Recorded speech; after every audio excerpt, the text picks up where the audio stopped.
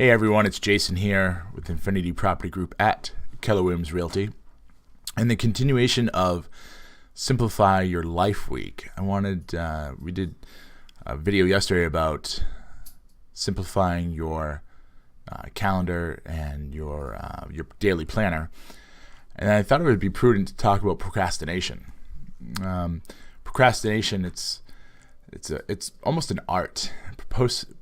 Postponing until tomorrow what you could do today. Some people just don't want to deal with what they have to take care of, or you simply could just be overwhelmed and overworked with a particular task. I find it helpful to break projects down. So if you have a project and there's several steps to it, it could be anything from 2 to 10 steps or whatever it happens to be. Break it off into chunks or separate it out into pieces, or even say, hey, you know what? This works really well when you're reading a book, maybe for further education. So you know what? I'm going to do 2 chapters. After the 2 chapters, I'm going to take a half hour and go for a walk or go watch TV. And then after that half hour, I'm going to come back and go ahead and tackle 2 more chapters. So breaking projects down. Now, I've talked about to-do lists in the past. I'm not the biggest fan in the world about to-do lists. This is actually my to-do list right here. I've got 4 things on it on my to-do list that I need to take care of in addition to my regular routine of lead generation and lead follow-up. So it's short. You want to keep your to-do list very short and to the point. And then what's cool is as you complete something, you can scratch it off, which gives you a sense of accomplishment. One tip I will say is establish some sort of timeline so that, like, for example, I need to send out a couple thank you cards. So my timeline to do this is by 9 o'clock. And it's just simply so that you don't spend too much time on it. We talked yesterday about prioritizing and how important it is to do the most important things first. Swallow that big frog first. And then also prioritizing backwards. If finding out whichever task is going to cause the most pain, or maybe sometimes get you into the most trouble if you don't complete it, do that one first and let the other ones, not fall to the wayside, but they're not as, deadly if they don't get done. Change up where you work. This is important, especially if you work from home. You're sitting around, you're at your desk, and it's just stagnant. There's no creative juice flowing, nothing. Get up and move to a different area. Maybe go in the kitchen, sit at the counter. You could be one of those people and go to Starbucks and occupy a table all day and drink 1 cup of coffee. Just change up where you work. Everything's so mobile nowadays. You could even go to a park and do most of your work. One of the biggest things about changing up where you work is maybe a change of venue will help you avoid distractions. I know I'm very guilty of this. I tend to get distracted easily, so I keep the door closed.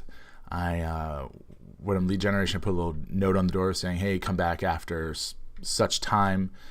I will even go as far as to shut off my phone and also shut down my email. And social media is just completely out of it, because if I open that up, I'm going to start looking and browsing for days. So definitely avoid the distractions as well. That will definitely help stop procrastination. It's easy come around lunchtime. People start popping in saying, hey, do you want to go to lunch? Do you want to do this? Do you want to grab a Starbucks? You really have to, when you're working on something, you really have to say no.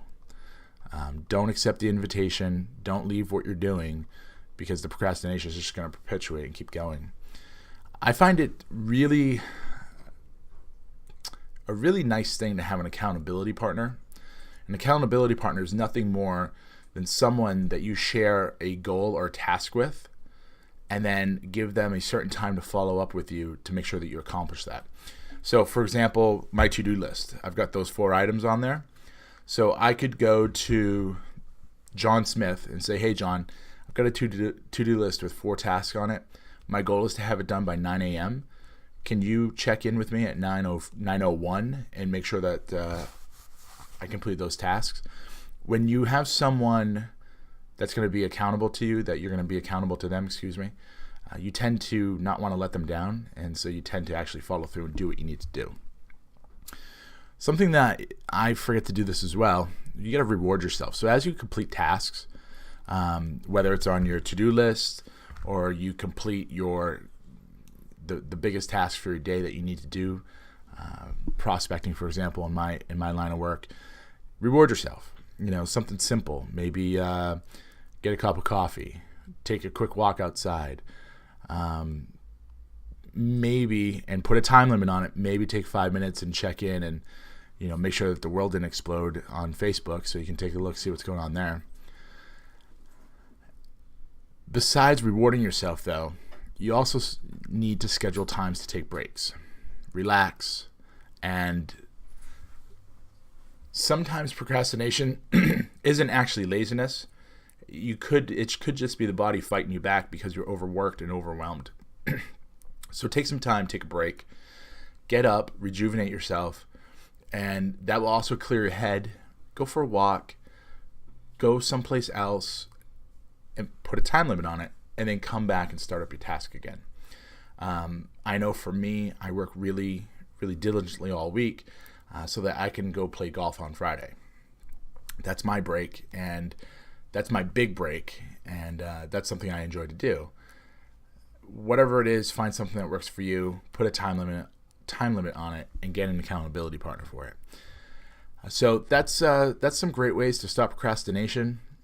For any questions about this, questions about organizing or simplifying your life, give me a call. Questions about real estate, anything at all I can help with.